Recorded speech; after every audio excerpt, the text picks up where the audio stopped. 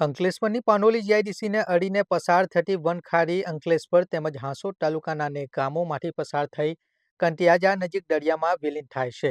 ત્યારે પ્રતિવર્ષ ચોમાસા દરમિયાન વનખાડીમાં સુએજના પાણી ઉપરાંત રાસાયણિક પાણી ફરી વળતા હોય છે।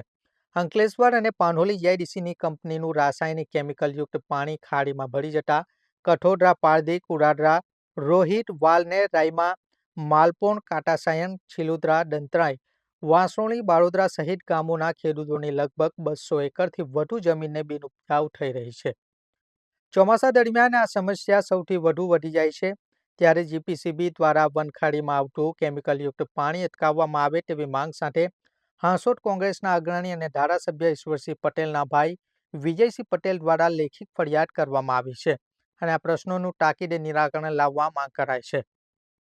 રિજિયોનલ મેનેજર અંકલેશ્વર જીપીસીબી અંકલેશ્વરને મેં સતત 2 વર્ષથી આ દૂષિત પાણી છોડવા બાબતે ટપાલ લખું છું। તેમ છતાં ફરીવાર આ વનખાડીની અંદર આ વર્ષે પણ હજુ થોડા વરસાદની અંદર વનખાડીની અંદર દૂષિત પાણી ફેલાવે છે। દૂષિત પાણી હાલ ગંધાય છે।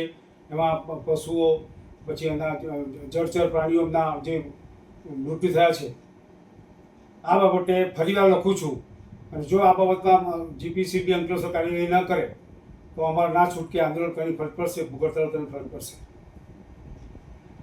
કુરાદરા, રોહિત, વાલનેર, રાયમા, માલણપોર, દંતરાય, છીલોદરા, બાળોદરા 22-25 જેવા ગામો આ વનખાડીમાંથી પાણીનો ઇરિગેશન કરે છે।